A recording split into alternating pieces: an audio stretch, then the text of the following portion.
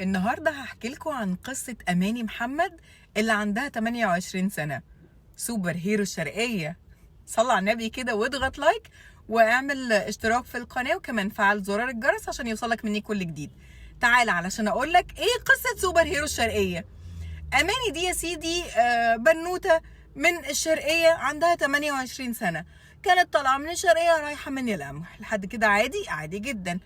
قالت انا معديه لقيت تجمهر فظيع حوالين ترعه والناس كلها عماله بتصور. يا ترى انتوا بتصوروا ايه؟ راحت سالت الموجودين يا جماعه انتوا الكلام على ايه؟ انتوا بتصوروا ايه؟ راحوا قالوا لها لا ده في عربيه بتغرق واحنا بنصورها. ايه ده عربيه بتغرق وانتوا بتصوروها؟ هي فيها مين دي؟ فيها 2 ستات و4 اطفال كمان. فيها 4 اطفال وستات. ايه ده انتوا ما عندكوش دم؟ انتوا ما عندكوش نخوه؟ انتوا ما عندكوش اي حاجه؟ بقول لكم ايه، انا هنزل انا في الترعه وهصارع الاهوال عشان انقذهم. ورحت ضربه بالانس في الترعه علشان ان انا اجيب الناس اللي بتغرق دي. ورحت رحت عامله حركه كده، رحت كسر الازاز بتاع العربيه وقعدت طلعتهم وانقذتهم وراحوا مستشفى الزقازيق علشان خاطر يتلقوا العلاج. وحتى انا مرضتش ابدا ان انا اخد اي فلوس. حتى ابو الولاد قال لي خدي فلوس وكده علشان خاطر انتي انقذتي لي عيالي وكده من الموت. وانا ابدا على صرخه واحده ماخدوش وما خدتش فلوس ولا حاجه وانقذتهم والحمد لله. شفتوا الناس ما بقاش في خير في البلد. الناس عماله بتتفرج على الناس وهي بتموت، وفي 4 اطفال وهي بتموت. والناس ما كدبتش خبر. السوشيال ميديا اتقلبت عليها. يلا وحقوق المرأة ونزلوا بوست عليها وهي دي الستات وهو ده السترونج ولا بلاش.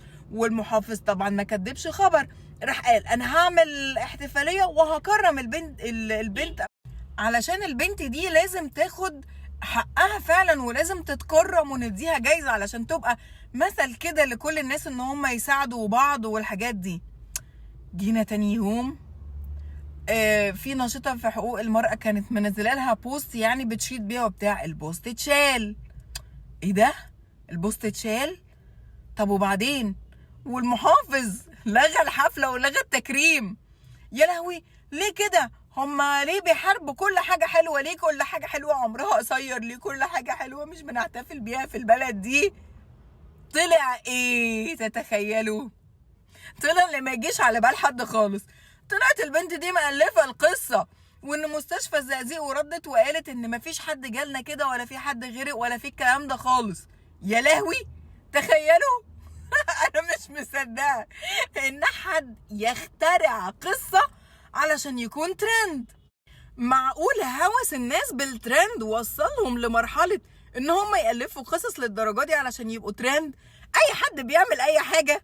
هو في ايه يا جماعة؟ هو ايه الهوس الفظيع ان انا اكون ترند وان الفلوس تجيلي كده من الهوا من غير ما اتعب؟